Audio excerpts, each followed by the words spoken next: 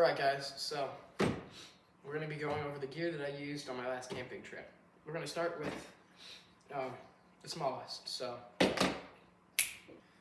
this knife is the Buck Bantam 285 BLW. It's $30. It weighs around 2.4 ounces. So it's a pretty good knife. It's very easy to use. Next we have the Rex Beatty Garden Line 11-inch saw. This is $19 and it's about 0.8 pounds. Folds open.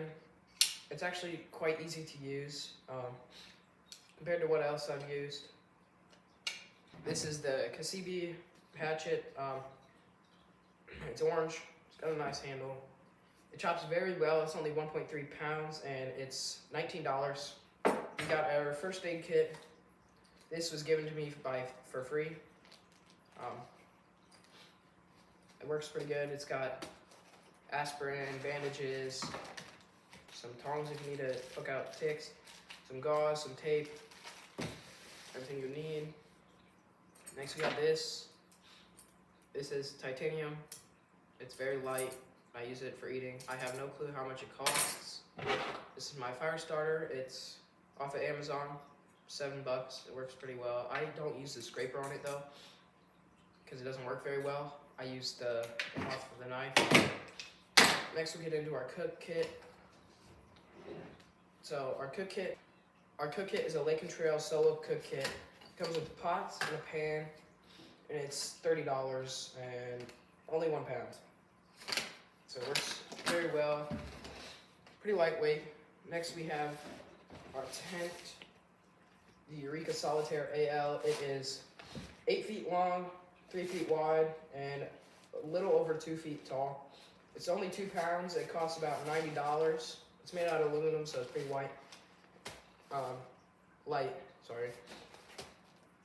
So yeah, we're gonna set that down there. We're gonna go to our fleece liner. Our liner, it's only about half a pound, 8.8 pounds, something like that. Keeps you pretty warm. You put it inside your sleeping bag.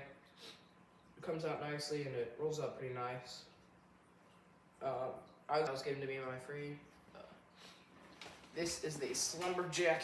Latitude, it's negative 20 degrees. It's $85 and only about 5 pounds. This works very well. It kept me very warm. Make sure not to wear too many layers, otherwise you'll sweat and get cold faster. This and the 2 sleeping pads that I used kept me very warm. It's a great sleeping bag. It's only $85, so not horrible. It's not the greatest in the world. Next we got our Darko Pond Liner. This is what I use for my footprint. It's about $27 and it weighs around 0.5 pounds, so about the same as a sleeping bag. It's very useful if you don't want to get wet underneath your tent. Yeah, it's a great footprint. And then we have the bag itself. I don't want to lift it up because it's pretty tall. This is the U.S. camping thing. It's 4 pounds and around $30. It's not very heavy. And then for the 2 things that I don't have here is the Nemo switchback. It's got an R value of 2. It's around 14.5 ounces, so it's pretty light. It's $60. And then we got the Thermarest inflatable sleeping mat. R value of 3.1, and it's 33.51 ounces, or $50. They kept me very warm in Michigan. It's pretty great. Yeah, the Nemo switchback is a unfoldable foam one. That was pretty nice, and then I had the other one on top of it. That kept me very, very warm. And then for our cook kit, if we open her up, we got the Sterno Dynamo. This is an isobutane stove. It's around 0.25 pounds, and you can get it for $30. So it takes these fuel canisters, you screw it on, and then use the electric starter. And I had 2 10,000 milliamp hour battery banks that I brought with me. They work very well. For an iPad, you can get about a charge or two on them, and for a phone you can get, I think, about 6 charges for each one. Those weighed around half a pound. In total, everything was 19.81 pounds, and the cost was $461.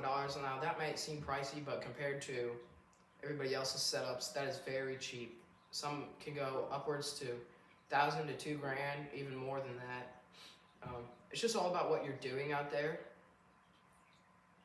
So it's not very hard. That's all I got for you guys today.